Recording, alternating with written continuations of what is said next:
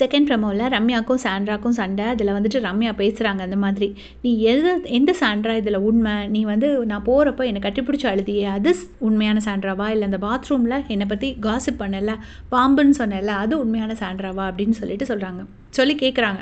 அழுதுகிட்டே கேட்குறாங்க. அப்போ சாண்ட்ரா சொல்கிறாங்க, சரி அப்படி நான் நடிக்கிறேனே வச்சுக்கோ, இந்த வீட்டில் எல்லாருமே என்ன அப்படி தானே சொல்கிறீங்க, ட்ராமா பண்ணுறேன்னு தானே சொல்கிறீங்க அப்படின்னு சொன்னோடனே, நீ ட்ராமா தான் பண்ணுற அப்படின்னு சொல்லி அழுதுகிட்டே ரம்யா அந்த இடத்த விட்டு எந்திரிச்சு போகிறாங்க. அது 2 கார்டன் சோஃபாவில் நடக்குது. உள்ளே பார்த்தீங்கன்னா சபரியும் இன்னொருத்தவங்க யார், அந்த ப்ளூ கலர் ட்ரெஸ் அப்சரா சிஜேன்னு நினைக்கிறேன், எல்லோரும் உட்காந்துருக்காங்க. உட்காந்துருக்கும் போது ரம்யா உள்ளே வந்துட்டு சொல்கிறாங்க, பாம்புன்னு சொல்கிற அளவுக்கு என்ன நடந்துச்சு, வெறும் நடிப்பு, நல்லா நடிக்குது அப்படின்னு சொல்லிட்டு சாண்ட்ராவை பற்றி அழுதுகிட்டே பேசுகிறாங்க. அப்புறம் சொல்கிறாங்க, நீ நடிச்சுட்டு தான் இருக்க, நடிக்காமலாம் இருக்க அப்படின்னு சாண்ட்ராவை பற்றி இந்த பக்கம் பேசுகிறாங்க. நான் வீடியோவில் பார்க்கும்போது எனக்கு எவ்வளோ கஷ்டமாக இருந்திருக்கும், அண்ட் பாம்புங்கிற வார்த்தையை கேட்கும்போது எனக்கு எவ்வளோ கஷ்டமாக இருந்திருக்கும் அப்படிங்கிற மாதிரி சொல்லிட்டு இருக்காங்க.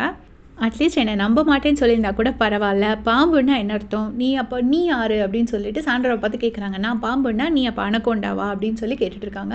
ஸோ இது ஒரு பயங்கரமான சண்டையாக இருக்குது. எல்லாருமே வெளியே போய் ஒன்று பார்த்துருக்காங்க. எனக்கு உண்மையிலேயே ஞாபகம் இல்லை, வெளியே போய் பார்த்துட்டு மற்ற டைம்லாம் எக்ஸ் கண்டஸ்டன்ஸ் என்ன அப்படி சொன்னேன்னு சொல்லி கேட்டிருக்காங்களா, இல்லை இந்த சீசனில் மட்டும்தான் இப்படி நடக்குதான்னு எனக்கு கொஞ்சம் டவுட்டாக இருக்குது.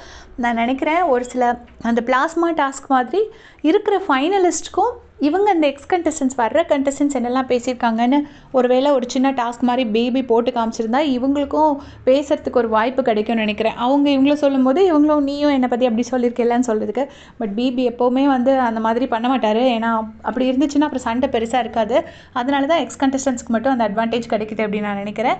சரி, எக்ஸ் கண்டஸ்டன்ஸ் வந்து வெளியிலேருந்து வந்து என்ன அப்படி பேசியிருக்கேன் இப்படி பேசியிருக்கேன்னு சொல்கிறது உங்களுக்கு ரைட்டுன்னு படுதா இல்லை தப்புன்னு படுதான்னு மறக்காமல் கமெண்ட்ஸில் சொல்லிட்டு போங்க. தேங்க்ஸ் ஃபார் வாட்சிங்.